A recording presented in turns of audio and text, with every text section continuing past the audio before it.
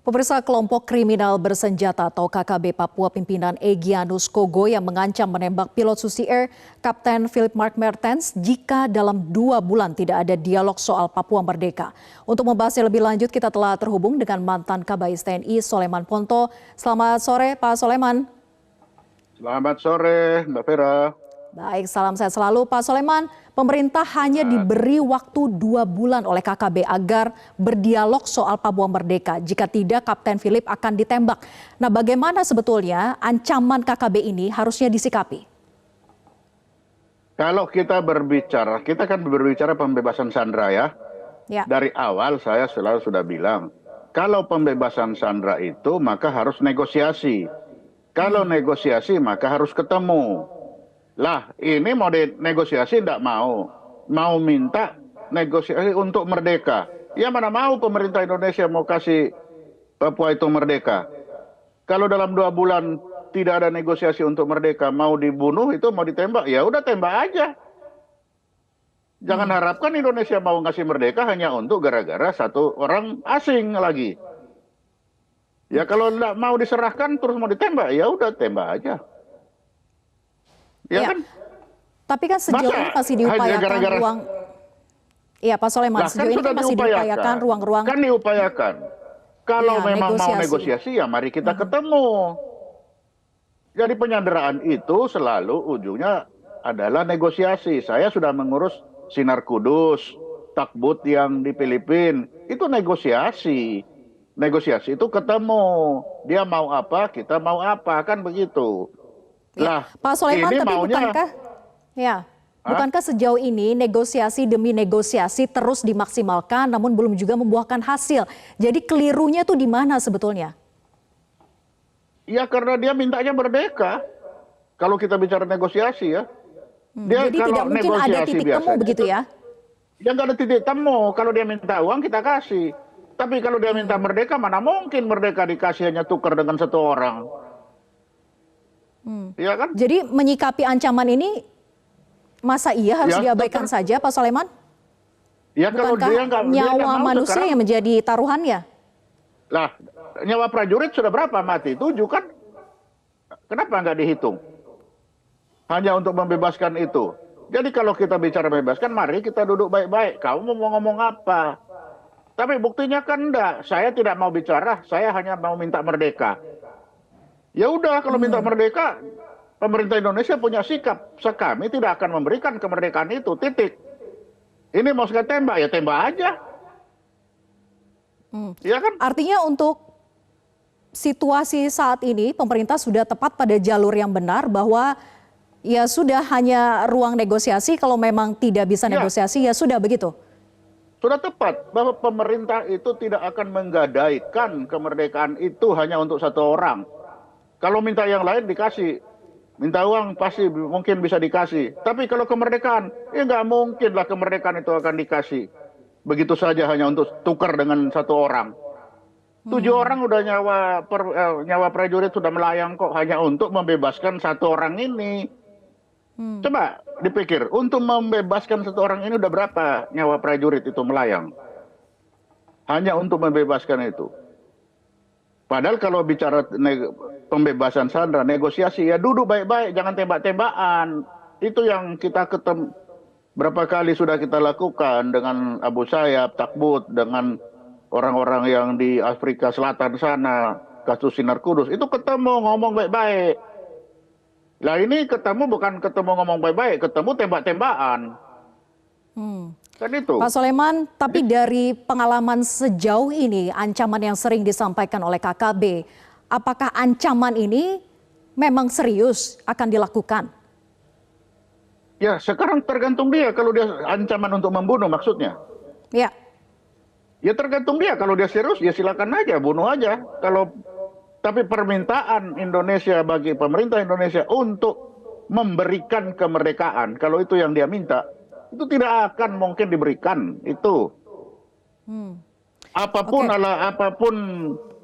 ancamannya. Oh, ini dalam 2 bulan kalau tidak ada kepastian mau memberikan kemerdekaan kita bunuh. Ya pasti saya bilang bunuh aja.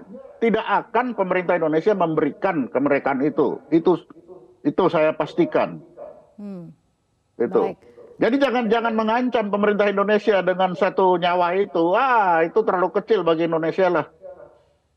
Hmm, Kalau mau yang lain-lain itu masih bisa minta uang. Mungkin kita bisa, pemerintah masih bisa mempertimbangkannya. Tetapi kalau minta kemerdekaan, duduk dialog untuk bicara kemerdekaan. Wah, tidak akan mungkin itu. baik. Tidak mungkin akan Ya, diberikan kemerdekaan. Oke, betul. Pak Soleman, pihak Selandia Baru ini kan sempat menawarkan bantuan jika Indonesia memang membutuhkan untuk misi penyelamatan warga negaranya. Apakah pada titik saat ini memang perlu untuk menerima tawaran tersebut? Loh, pertanyaannya, tawarannya itu harus ditanya dulu apa yang mau ditawarkannya. Hmm, Karena yang diminta beda. Kalau dia minta, saya minta uang. Kita bisa kasih tahu dia minta uang. Kamu bisa bantu enggak? Bantu uang ini. Tapi sekarang kan dia minta merdeka. Lalu bagaimana tawarannya ini apa untuk membantu supaya permintaannya dikasihkan? Ya nggak mungkin. Jadi kita harus tahu dulu yang jelas mereka minta apa. Setelah jelas itu baru kalau kita tidak mampu memberikan, kita tanya sama pemerintah New Zealand. Oke, dia minta ini, saya tolong dibantu. Kan begitu. Tetapi ini mintanya kemerdekaan. Bagaimana kita mau minta tolong sama si New Zealand? Dia minta merdeka kok. ya, Pasti juga New Zealand kan tidak bisa memberikan kemerdekaan itu. Kan itu. baik. Pak Itu. Soleman, terkait dengan pemberantasan KKB yang semakin berulah, semakin penuh ancaman begitu ya, terlebih meminta sesuatu yang tidak mungkin untuk kita berikan.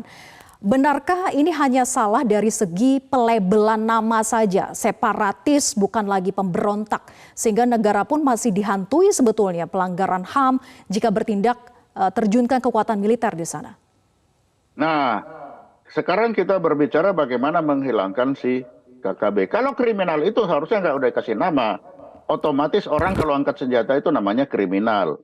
Sepanjang namanya kriminal, itu judulnya penegakan hukum, itu judulnya polisi. Kalau polisi untuk kriminal, maka pekerjaannya itu hanya mengejar, menangkap, menyidik, menyelidiki. Hanya sampai di situ. Apabila di luar dari itu orang mati ditembak karena penegakan hukum, maka itu baru namanya pelanggaran HAM. Nah sekarang karena mereka yang jadi masalahnya, yang disebut kriminal itu, kemampuannya sudah above itu, sudah di atas dari itu.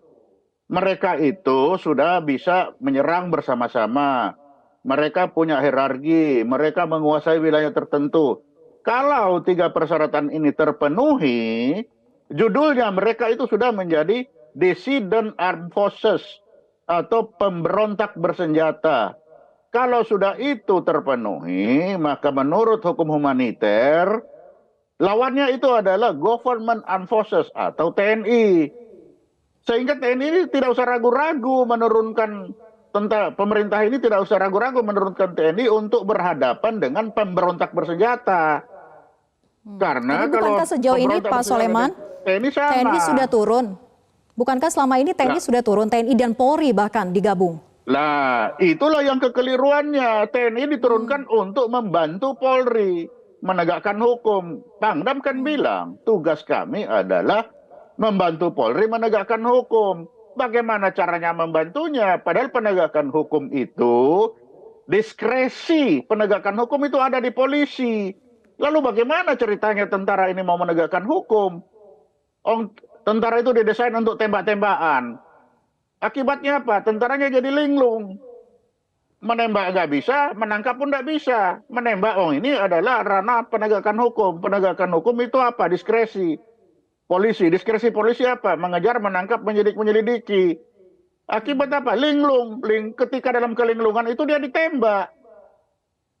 Kenapa? Karena lawannya itu sudah bukan lagi kriminal. Status atau kapabilitas mereka itu sudah Dissident Armed Forces. Nah, kalau kita mau menurunkan TNI harus dibilang dulu mereka Dissident Armed Forces, baru TNI turun. Lah sekarang TNI suruh membantu. TNI tidak didesain untuk sebagai pembantu. Linglung lah dia sekarang. Itu. Jadi ya bisa ditegaskan sekali lagi bahwa dengan kekuatan militer penuh, TNI yang berhadapan langsung dengan KKB dan merubah label dari separatis menjadi pemberontak itu adalah solusi saat ini begitu ya Pak Soleman? Ya betul. Karena justru dengan adanya military operation itu, di situ itu hak asasi manusia terjamin. Karena pemberontak bersenjata, Dissident Armed Forces pun mereka dituntut untuk patuh dan taat kepada ada yang keempat. Orang-orang yang tidak ikut di dalam pertempuran itu harus dilindungi. Orang yang sakit, orang yang luka itu tidak boleh diganggu-gugat. Kalau diganggu-gugat, mereka juga tertuduh sebagai pelanggaran HAM. Begitu juga militer. Jadi jangan dikira bahwa dalam pertempuran itu pelanggaran HAM itu akan terjadi. Tidak, justru pertempuran itulah untuk menjaga hak asasi orang-orang yang tidak ikut di dalam pertempuran. Baik, baik. Kalau sekarang ini, itu susah yang membedakan yang melanggar, yang menjadi kriminal ini siapa. Ya, baik. Itu. Baik, semoga pemangku kebijakan mendengar diskusi kita pada sore hari ini bahwa solusinya adalah merubah label begitu ya dari separatis menjadi pemberontak sehingga kekuatan militer penuh bisa langsung memberantas KKB. Terima kasih Pak Soleman sudah bergabung sama kami di Metro hari ini. Selamat sore.